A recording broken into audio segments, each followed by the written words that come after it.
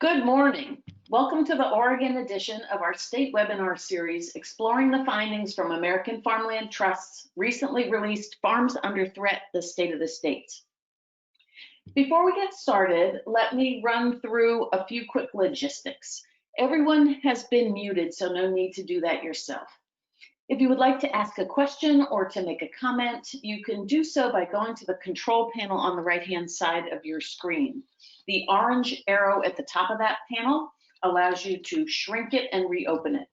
You'll see a question section of the control panel. You can pop that section out by clicking on the little square on the right-hand side. That decouples it from the control panel and allows you to then type in a question or a comment. We have a couple of times for question and answers in the middle and at the end of the presentation. We are also recording this webinar and will send the link to everybody who registered. Please feel free to share the recording with others. And so now let me introduce myself. I'm Chris Coffin, American Farmland Trust's Senior Policy Advisor. I also direct our newly launched National Agricultural Land Network, which I'll talk about at the end of the webinar. Co-hosting with me is Addie Candide. Addie is our Regional Director for the Pacific Northwest and is based in Bellingham, Washington. And for those of you not familiar with American Farmland Trust, let me do a quick introduction. We are a national nonprofit membership organization founded in 1980. We work to save the land that sustains us by protecting farmland, promoting sound farming practices, and keeping farmers on the land. Some know us best by our No Farms, No Food bumper sticker. We work from kitchen tables to the halls of Congress, from farmland protection projects to soil health initiatives to training service providers around land access strategies for next generation farmers and ranchers. We also work significantly on state and federal policy development and advocacy. We have 6 regional offices and a national office located in Washington, D.C. So let me turn it over now to Addie. Thanks, Chris.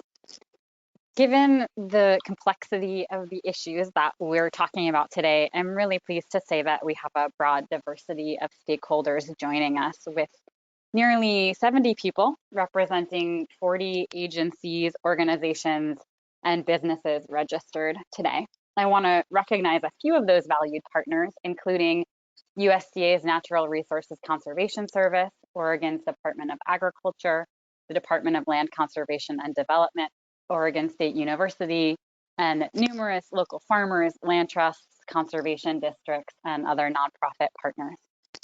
Thanks to all of you for being here. And I'd like to introduce a very special guest who's joining us, Jim Johnson, Land Use and Water Planning Coordinator at the Oregon Department of Agriculture. Jim has been in public service since 1981, and he's widely recognized as one of Oregon's leaders in land use conservation and agricultural land protection. Welcome, Jim. Thanks for being with us today. Thank you very much. I'm very pleased to be here. We wanted to get started by getting a little bit of your perspective on farmland conversion. So I have a few questions for you. Are you ready? I'm ready. Okay. So let's start by thinking about, why should the people of Oregon care about loss of farmland? Sure.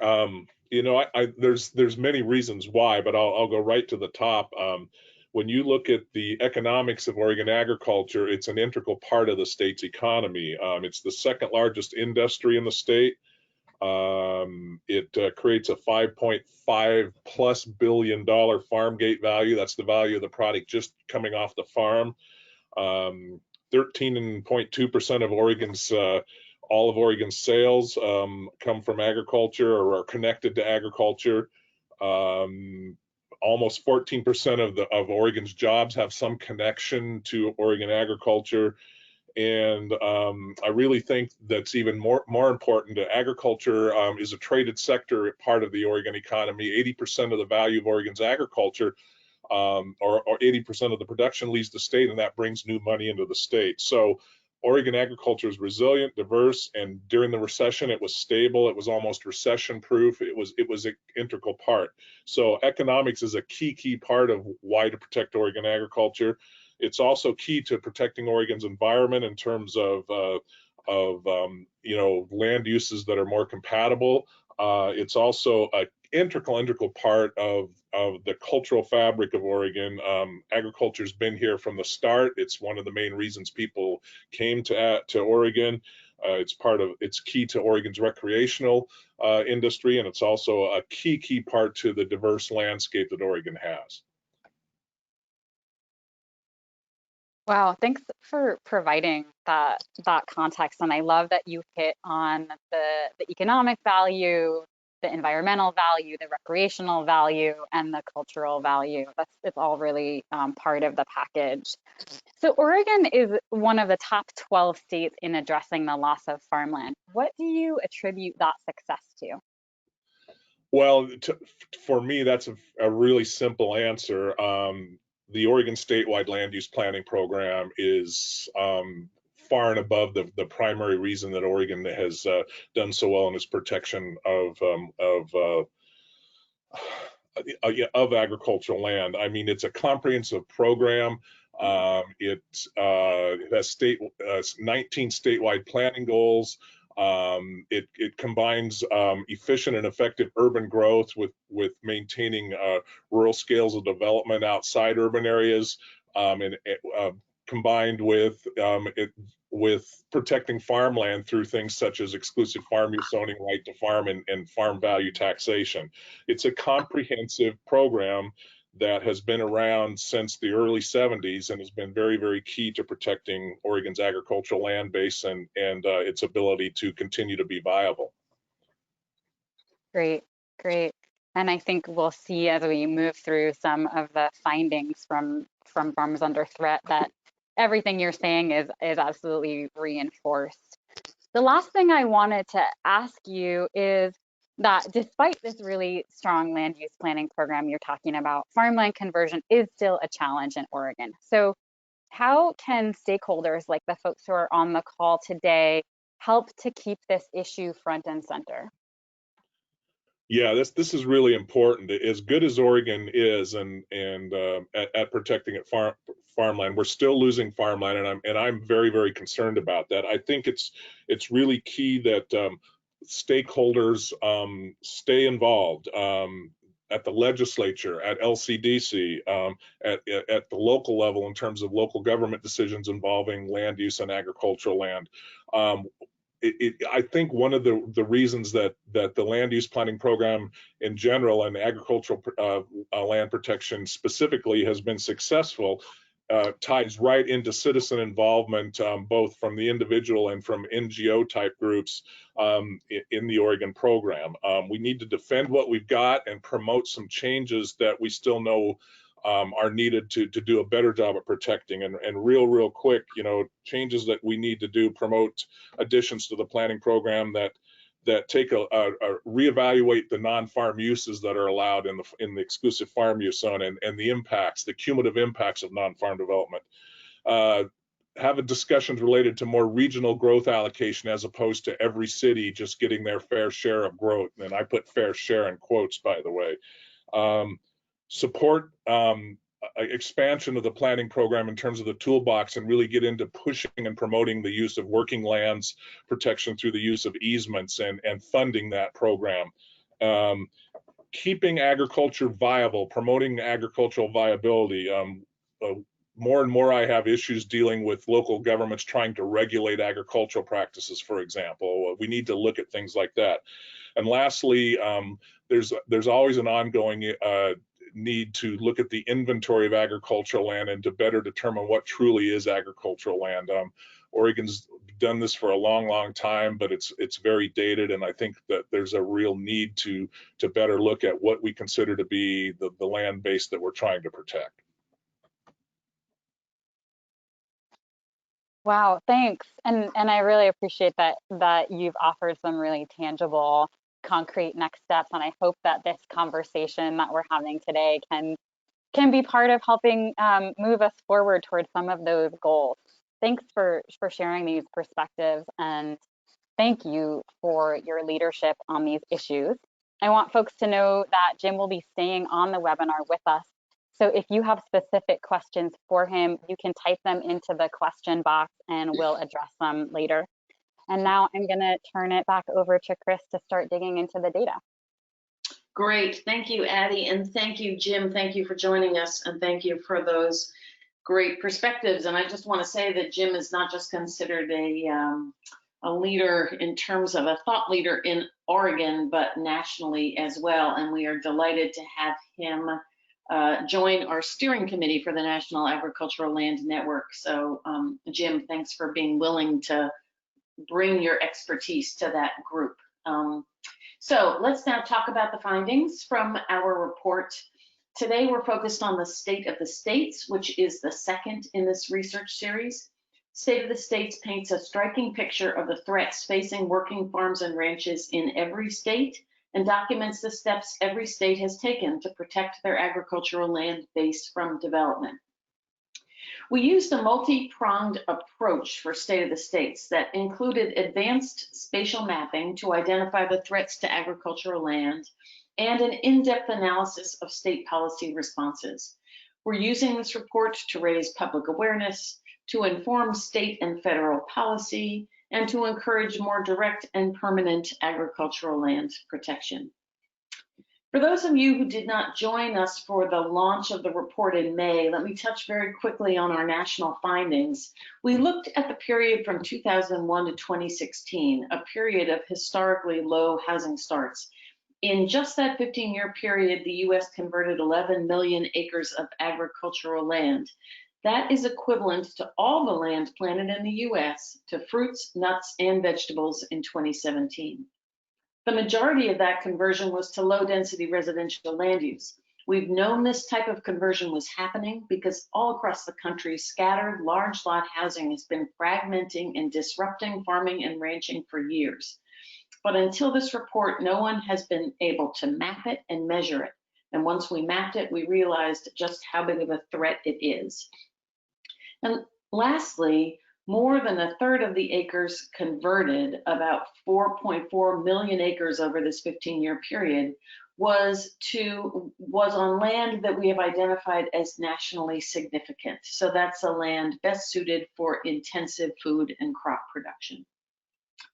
And as you can see from this next map, agricultural land conversion is a growing problem across the U.S. It's no longer confined to large metropolitan areas. It's no longer confined to the East and West coasts.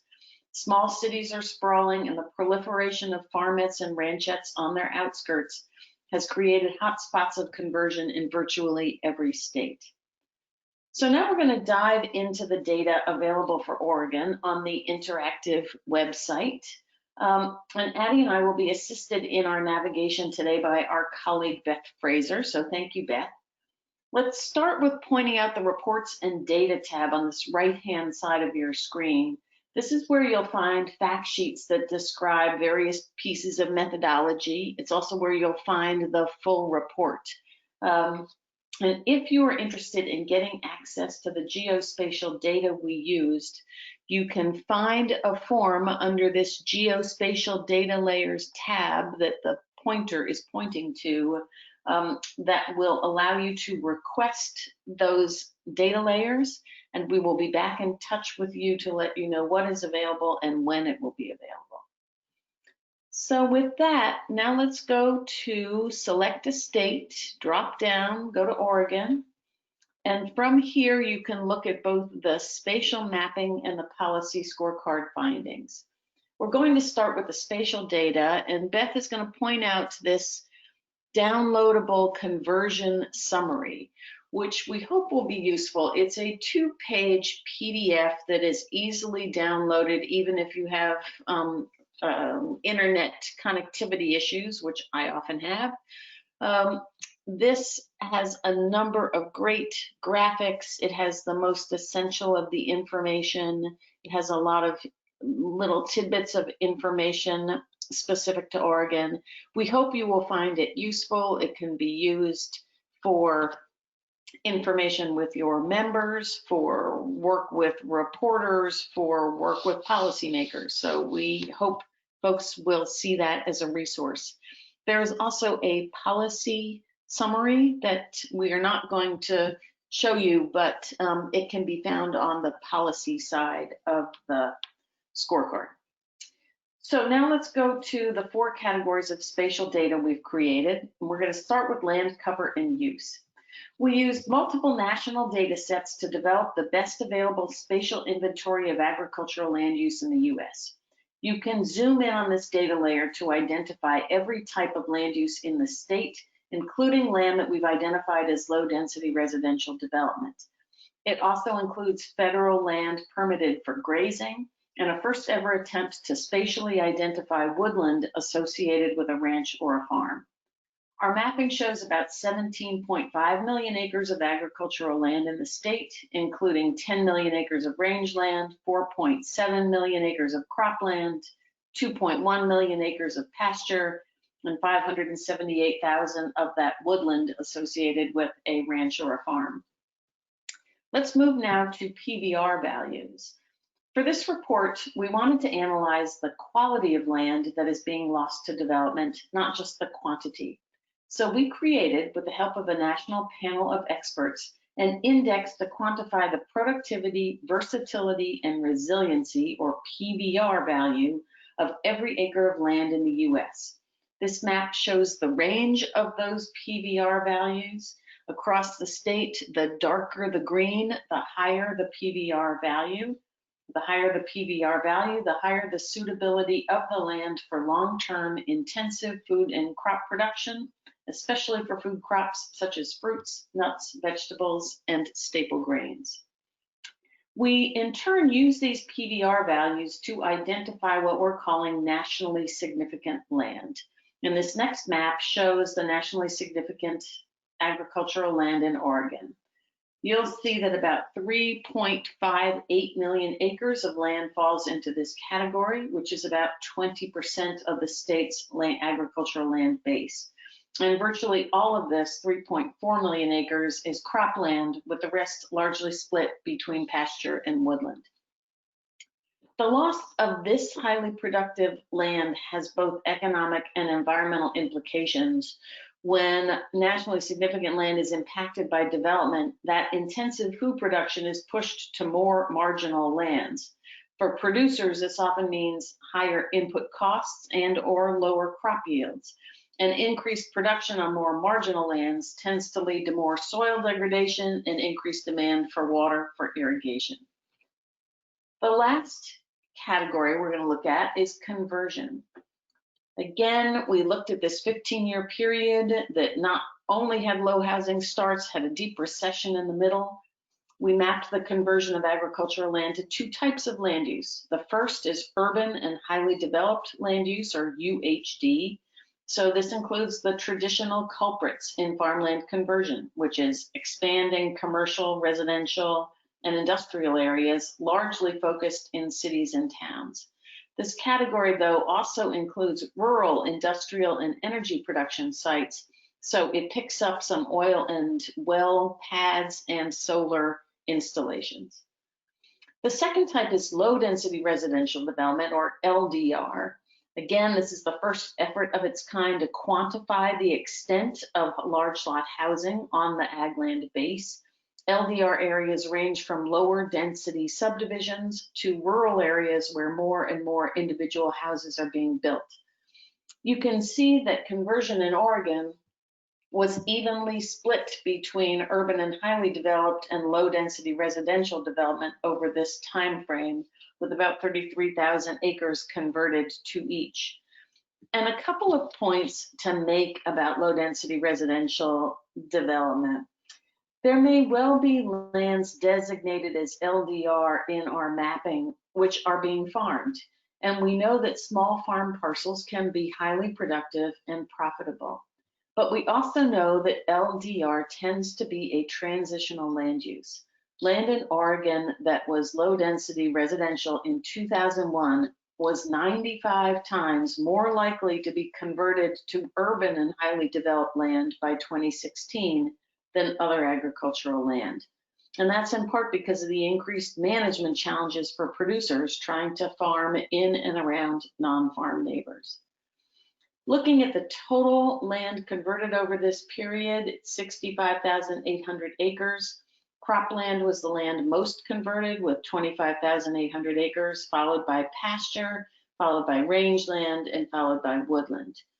And in looking at the PVR values of the land converted, 2/3 of the converted acres, about 43,500 acres, occurred on land that is in the top half of that range of the state PVR values. So with that, I'm going to stop and turn it over to Addie and Jim for some additional perspectives on the spatial findings. Thanks, Chris. I'll be brief here. I just wanted to point out a couple things. I think that historically the greatest amount of concern about impacts on farmland from urban sprawl has really been focused along the I-5 corridor in the Willamette Valley. And then to be sure, we continue to see farmland loss happening between Portland and Eugene.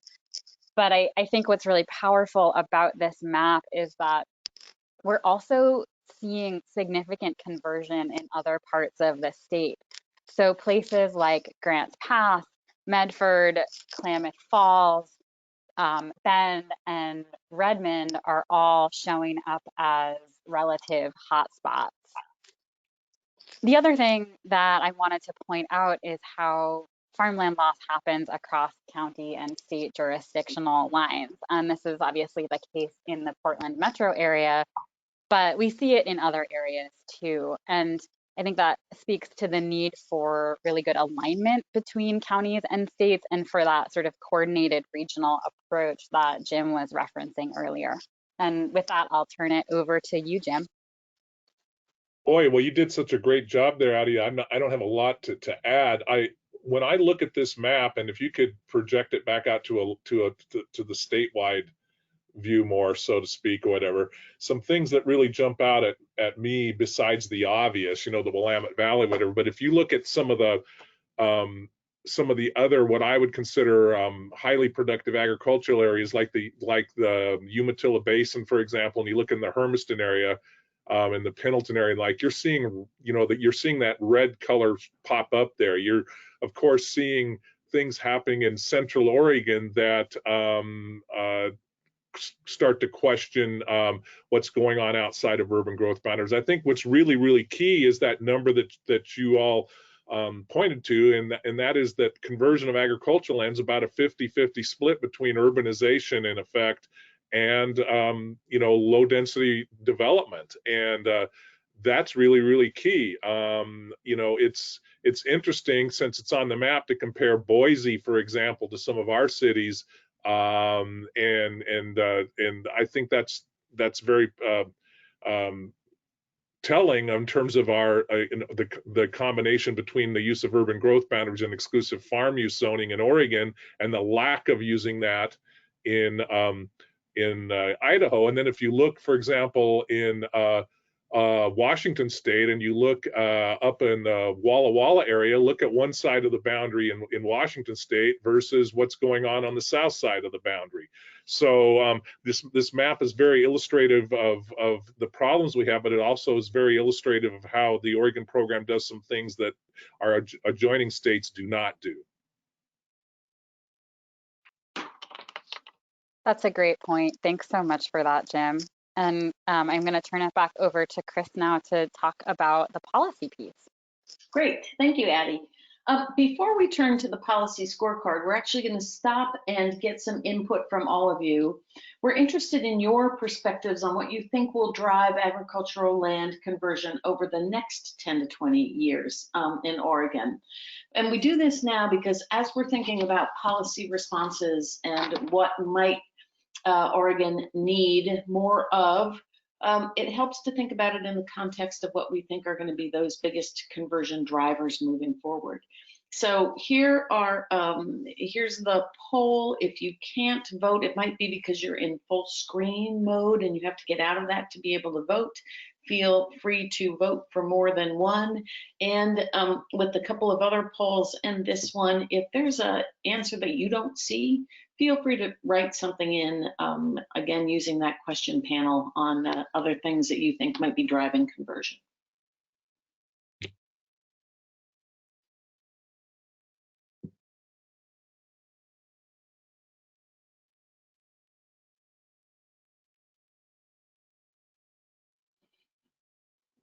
Great, so let's take a look at the results here.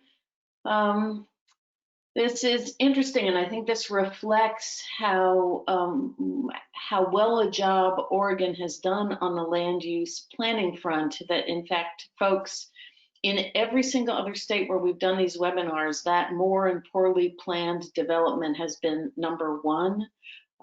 So it's interesting that in a state where you've got such great land use planning, that it's seen as less of a driver than that generational transfer of land. And it does point to the need for additional tools on that front, and we're going to talk about that a little bit. But again, not to discount the fact that, again, ag viability is a big concern, and how we know that when farmers and ranchers are profitable, that there is a stronger likelihood that that land will stay in agriculture. And again, recognizing the continued concern on climate change as a driver. So let's now go to policy and the policy scorecard. Our intention with the scorecard is to highlight effective elements of state policies to address what we have seen as the traditional drivers of conversion. So that's poorly planned development, weak agricultural viability in some places at some times, and the fact that land is most vulnerable when it transfers between generations. While AFT has worked on federal and state policy development since our founding, this is our first effort at a state policy scorecard. And we know that there are many ways that states support agriculture, and this is not an attempt to score them all. There are multitudes of programs that states have and support, so whether that's through cooperative extension, or that is marketing programs or export programs, or grants and other types of loans. We didn't look at all of them. Instead, we focused on 6 types of policies and programs that tie directly to the land. And so let's quickly look at what they were. These are purchase of agricultural conservation easement programs, often known as purchase of development right programs or farmland preservation programs, voluntary programs that compensate landowners who choose to place an agricultural conservation easement on their property. So here for Oregon, we looked at the Agricultural Heritage Program. We looked at land use planning and growth management, understanding that land use planning is driven largely at the county and municipal level, but states can play an important role. And in fact, Oregon is our best example of that around the country in terms of steering and supporting those county and municipal land use planning decisions in a way that supports the agricultural land base. We looked at property tax relief for agricultural land. These are current use or use value assessment programs that reduce property taxes paid on land in recognition that working lands require far less municipal services than they typically pay in taxes. Then we looked at agricultural district programs. So there are 18 states that have some kind of a district program encouraging landowners to form special areas to support agriculture. They offer a variety of protections and incentives. While Oregon does not have an agricultural district program per se, its exclusive farm use zones have many of the aspects of agricultural districts. And then we looked at 2 programs that, again, thinking about land access and that generational transfer of land, are ones that are focusing on that. So that's FarmLink programs. which connect farm seekers with farmers and landowners who want their land to stay in agriculture. They can be administered by public or private entities. They offer a range of services and resources from online real estate postings to technical assistance, trainings, and educational resources.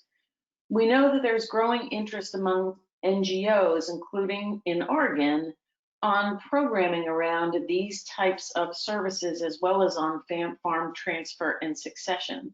But for this policy scorecard, we included only state-supported programs, in part because we wanted to point out the growing need and value of having state support and investment in this type of programming.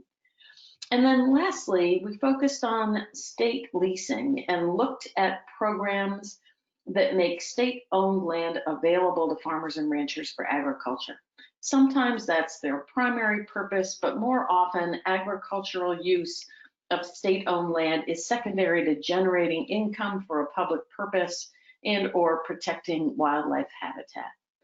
So let's now look quickly at how Oregon scored relative to other states, and you can see at the top of the boards for land use planning, near the top on property tax relief and state leasing, and at least on the boards, as we say, for PACE. The website allows you to dive into the factors behind each of these, and now we're going to go quickly to a few of them. Select policy or program. Let's start with PACE. And here, Oregon's fairly low score simply reflects the fact that the program is new and has not yet been funded.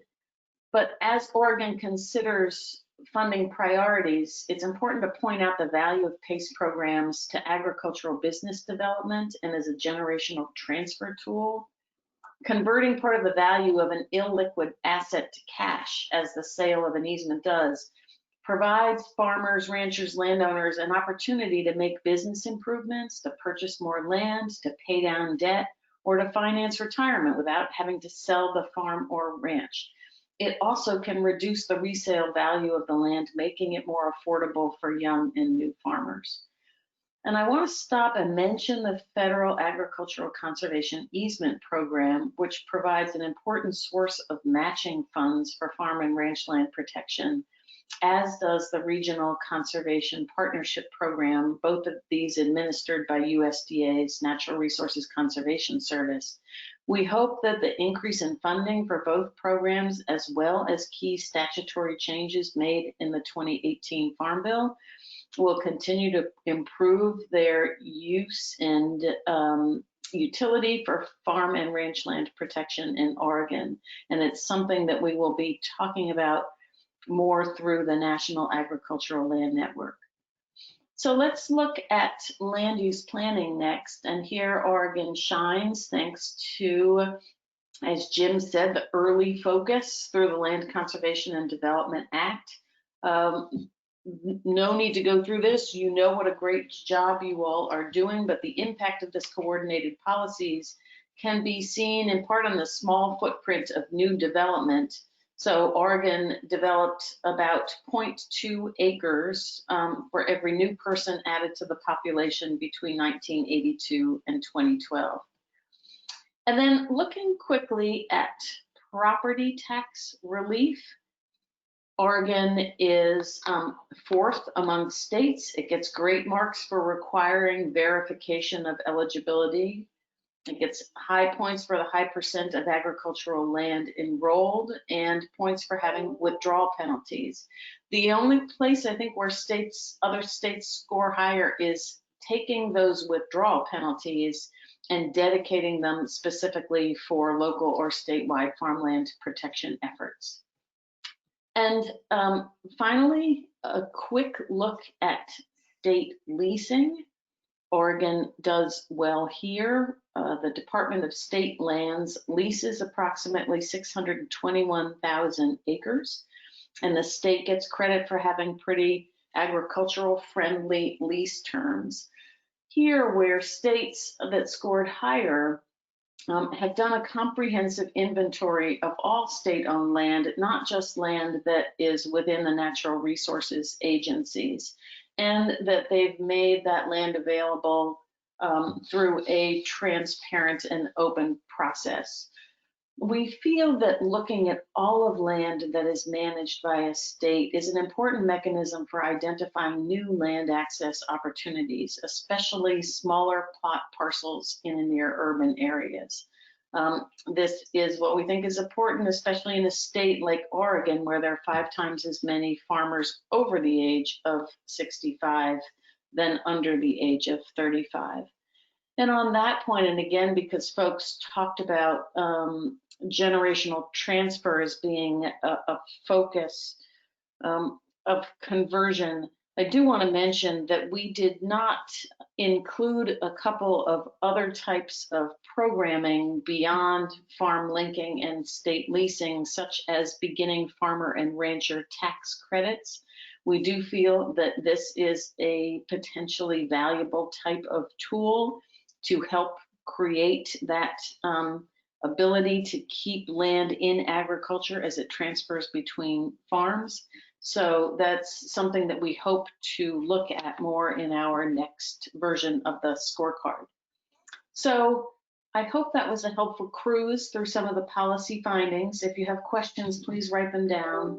And as we go out of the website, we're going to launch a poll which asks which policy or policies you think would be most valuable to focus on for Oregon. And I apologize that we didn't have the room to add in the state leasing or farm link. If you feel those are at the top, please write that in on your question bar.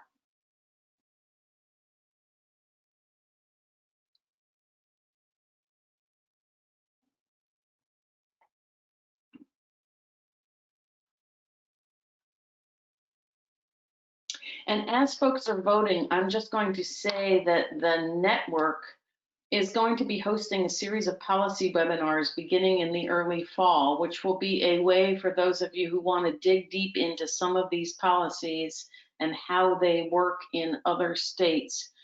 It will provide an opportunity for folks to do that. Anybody who has signed up for any of these webinars will get notice about those upcoming webinars. So let's stop and look quickly at those.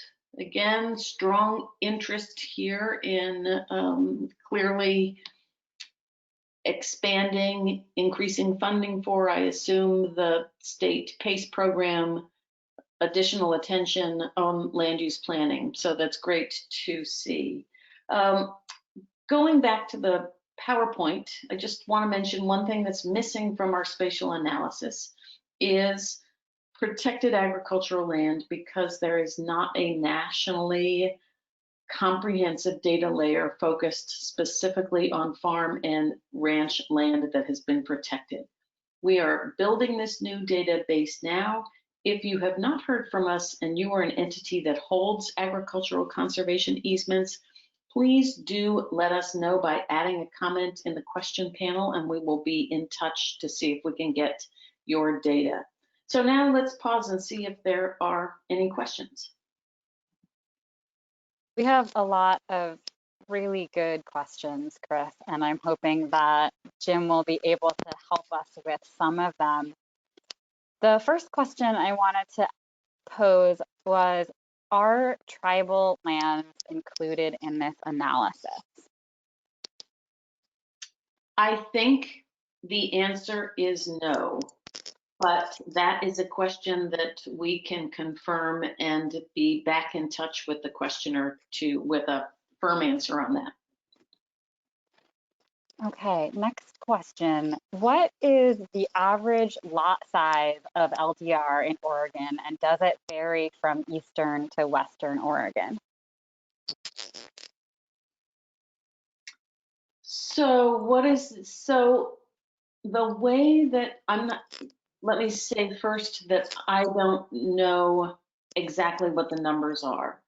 The methodology was done on the county level, and it is done by looking at the median farm or ranch size by county, and then creating a percentage, and we looked at the lowest 10% in terms of farm or ranch sizes.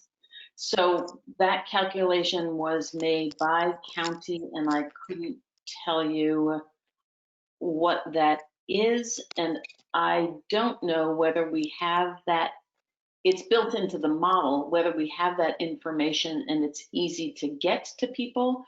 I don't know, but again, that's something that we can check and be back in touch about. Okay. I know we need to move on, but there are a couple of questions that are kind of connected about PVR. So I'm going to package them all together. So there's a question about rangeland and why rangeland isn't considered nationally significant. And related to that, the question, do PVR values incorporate water access or simply soil type? Those are both excellent questions. So we did try, and you can see from some of the maps, to look at the quality of PVR for rangeland, and you see that that's broken out separately. And we did want to recognize that rangeland has many attributes and co-benefits, and the value and importance of protection of rangeland for those many benefits. What we were doing with the nationally significant land is to look at land that is the best suited for long-term intensive food and crop production. And in that category, there is not a significant amount of rangeland across the US that fits into that. And then to the second half of the question, again, part of it is that PVR values did not look at all aspects of water. And I think that's something that going forward, our research team is trying to understand how we can do more research around the availability of water and how that impacts those PVR values. So the PVR values were done largely based on just those soil classifications and not looking at anything in terms of the source of water availability or the stability of that water resource. Great, thanks, Chris. So let's pause there on the questions, and we've got a couple more slides to move through, and then I think we'll have a little bit more time for questions at the end. So it's very clear that time is not on our side in saving our farm and ranch land, which is why AFT has just announced a bold goal of doubling the amount of permanently protected farmland by 2040 and reducing the rate of farmland conversion from the 2,000 acres per day we have been seeing to 500 acres a day by 2040. And we know that to get to this goal, we are going to need the support and engagement of partners and practitioners on this call today and around the country. So here are some of the ways that we are strengthening our commitment to farmland protection. As you've heard, we're launching the National Agricultural Land Network, which will provide ongoing education, peer networking, and other resources for land protection entities around the country. We're providing new leadership in key locations. We aim to protect more farmland ourselves and working in concert with our partners. We're advocating for stronger state and federal policies and using things like Farms Under Threat to promote research-based decision-making. I wanted to touch on a couple of things that we think Oregon can do. These probably won't come as a surprise to anyone on the call, but we need to fund the Oregon Agricultural Heritage Program. If funded, it could provide a critical source of funding for organizations doing farmland protection, enabling them to leverage federal matching funds, supporting farmers to protect their land and invest it in their businesses and transition their land to the next generation. We're calling on Oregon to provide funding for land access, succession, and farm viability programs.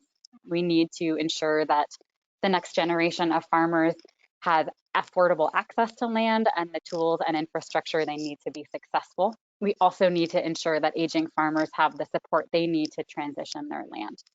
And this is especially important when we think about how to support new and beginning farmers and especially those who have historically not had access to land, particularly Black, Indigenous, and farmers of color. And we need to continue to plan for agriculture, not just around it. We need to continue to develop state and local policies that promote infill and smart growth and protect urban adjacent farmland, especially from low density residential development. And on that note, I want to make a quick plug. Our partners at 1000 Friends of Oregon recently published an impressive report, Death by 1000 Cuts, which examines the multifaceted issue of non-farm uses in exclusive farm use zones. And in just a few weeks, on July 23rd, AFT and 1000 Friends will be teaming up to host a webinar that hones in on this particular driver of farmland loss, and we'll talk about some potential policy solutions. So I'll be following up with an email to everyone who's on the call today, and I'm going to include an invitation to that webinar in my email. And Chris, I'm going to turn it back over to you. Great, thanks. So we've got some more time for questions, and I'm looking through the list, and here's one that I think would be one for both you, Addie, and Jim, that is about solar siting, that is talking about one of the impacts and the cause of conversion and what can be done to change that impact. So I don't know which one of you would like to take that. I'll defer to Jim there. Thanks a lot. Solar, energy facility siting in general and solar in particular have become very large issues in farmland protection in Oregon. The Board of Agriculture even has some pretty strong policy statements about such. I think it's really important for all of us, that work in agricultural land issues in Oregon to recognize that renewable energy development is important, but I think what we have to get more out there to the policymakers who develop the laws that we implement to review these is a greater need for alternative analyses requirements within these types of reviews. I don't know a solar development on the ground in Oregon that is soil dependent. They're of course land dependent, and even then they're not always land dependent. You could put solar on the top of Costco, for example, and generate an awful lot of energy development. But agriculture is soil dependent, and right now there's not enough consideration given to the quality of agricultural land that's being converted. It's really there's the way the law is written, it sounds like it is, but there's all kinds of ways to go around by dividing up proposals and putting them under different names. It's issues like that. Right now, the only thing that's helping us at all on solar development is the Supreme Court case that came out, the Stop the Dump case out of Yamhill County, which deals with the impacts that a non-farm use would have on surrounding agricultural lands. So it's not a conversion issue, it's a compatibility issue, and it needs to become more of a conversion issue. Great, thank you. That is helpful. Chris, can I just tag on to that really quickly? I know that there is some work starting to happen in Oregon around bringing stakeholders together to think about least conflict solar siting, and I think AFT is hopeful that we can use our PVR analysis and bring that to bear on those conversations to help think about how to ensure that solar development takes into consideration where our most valuable farmland is situated. Right. Excellent point. Okay, so let's get to a couple more questions. Again, this is something for one of you, not sure who wants to tackle it. I'd like to hear about any efforts to return urban land to agricultural use, and specifically in and around Portland. Is that something that either of you feel equipped to talk about? I can start, and and then I'll turn it over to you, Jim. I think urban agriculture is an essential part of the puzzle when we're talking about food security and food sovereignty. And so I want to first and foremost acknowledge the really important role that urban farming and food production can play in supporting urban communities, and especially communities of color. I think it's a little bit, how should I say this? When we're talking about land best suited for crop production, that's typically not talking about land that has already been converted to urban development. And so I think there's a real opportunity to look for spaces within urban centers that aren't being utilized and think about how we can return those to agriculture, even if it's in ways that are, you're bringing in soil to do raised bed gardening, and it isn't as dependent on the intrinsic viability of that ground, if that makes sense. But I'd love to hear what Jim has to say on this subject. Great, yeah, thanks. This issue, I'm confronted with this issue off and on all the time, and it's been around for a while. I think it's important, and it gets to something that Adi said. Is urban agriculture really agricultural land in the sense of state policy, or is it something else? And by that I mean, if the viability is of course an issue, but under the Oregon Planning Program, if land inside an urban growth boundary is not available for development, then that's going to put pressure to expand the urban growth boundary someplace else to meet the development needs that have been determined for the subject urban growth boundary. So that presents a dilemma, and I'm going to personally be protective of agricultural land outside an urban growth boundary way before I would before land inside an urban growth boundary, simply because under the law, land inside an urban growth boundary is quote unquote considered urban land, period, even if it is an agricultural use. So what this brings up to me is an issue of maybe we need to start thinking about agricultural land inside urban areas as something more than just agricultural land, but something more as part of the cultural fabric of that community, and it needs to be recognized for that, not necessarily as agricultural land, but for its qualities, needs under recreational development, under open space development, as buffers on urban edges inside urban growth boundaries between agriculture and more intensive developments. We haven't done a lot of thinking about that. And I was on the planning commission in Lake Oswego for 13 years, and the city of Lake Oswego owns a farm that they utilize in not only for commercial agriculture but for recreational reasons, for as a buffer between development and more rural development out to the south and the like. I think we need to have this discussion and recognize that agricultural land use inside an urban boundary provides us other benefits. It's not just about protecting agricultural land. Those are great perspectives from both of you. Thank you. I still want to get to one or two more questions. And this, Jim, I think is a question for you. I don't know how much you know about the Department of State Lands and its leasing program.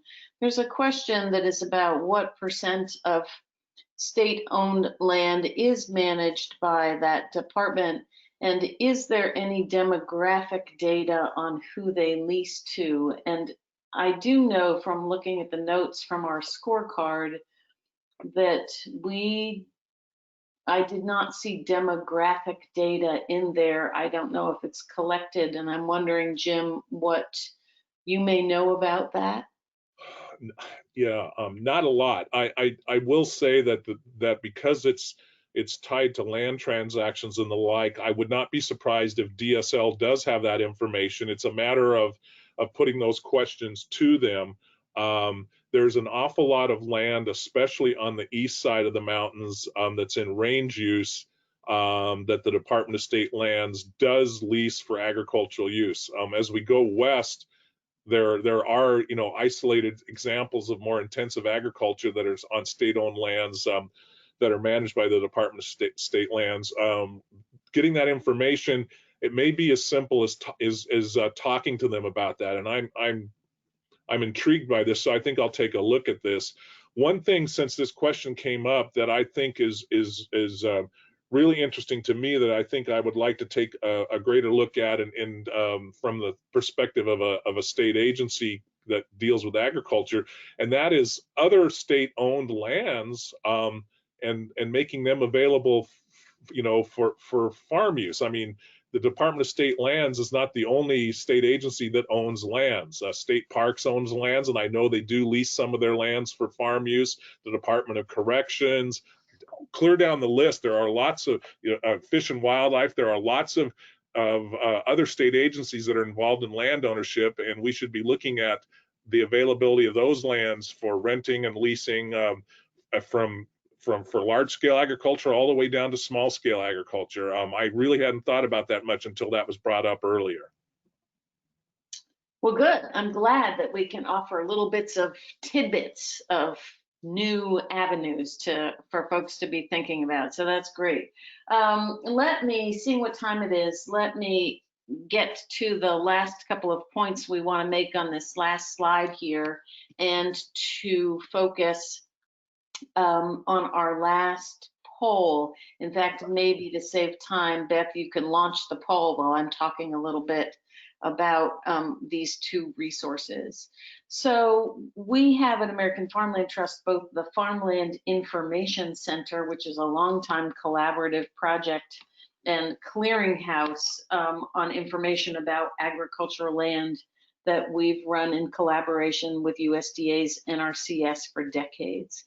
It provides technical assistance in the form of, it is web-based and a clearinghouse of information on the web, but it also has a technical answering service, either via email or by phone. And the National Agricultural Land Network is now newly launched and focused on building the collective capacity of many of the folks who are on this call. So those who are engaged in thinking on a daily basis about how do we have the best tools to protect and retain our agricultural land base through planning and through permanent protection mechanisms. So we're looking to understand what type of technical assistance, both through the Farmland Information Center and through the network, would be considered most valuable to folks as we are building out our program through both the network and through the Farmland Information Center. So again, you can feel free to include more than one of those in your answer, and to add anything in the question panel if there's something that you would like to see. And I did notice that there was a comment that we didn't get to about valuation and how to value, how in a state with land use planning, effective land use planning as in Oregon, and what does that do in terms of land use values for PACE programs. That is something that we are happy to take a look at, and we'll be back in touch about that. So that's great, very helpful to have this information, appreciate it. Let me just say that the Farmland Information Center is something that is available for both the sort of professionals in the arena of farmland protection and planning, but is also geared to farmers, ranchers, landowners. If you have somebody that you're working with, say, who wants to know more about what makes for a good agricultural conservation easement, that can be found there. There is a farm and ranchland protection directory that will point a producer or a landowner to available either public PACE programs or land trusts who are working in a particular part of a state and might be able to do a land project with them. There is many more new resources in there around the agricultural conservation easement program. We encourage people to look at those, and there's a wealth of statistics and information about state programs and policies.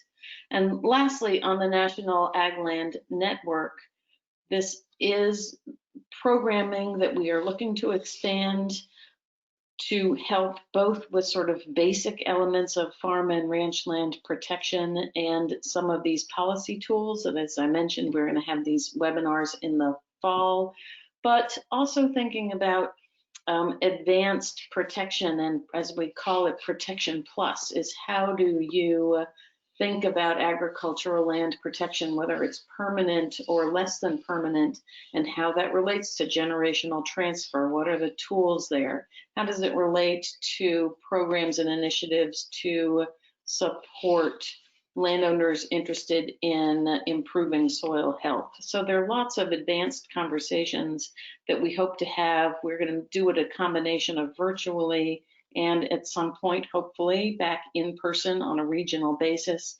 So we encourage people to sign up for the network. You can do that by going to thefarmland.org/NALN. Some of you may have already done that as you were registering for the webinar. Feel free to be in touch with me if you have any more questions about it. And with that, I'm going to turn it back to Addie to close us out here. Thanks, Chris, and we're out of time, so I just want to say a huge thanks to Jim for joining us today and offering his deep perspective, and thanks to all of you for being here today. I look forward to working with you, and I will follow up with an email including links to all of the resources we talked about today. Thanks so much.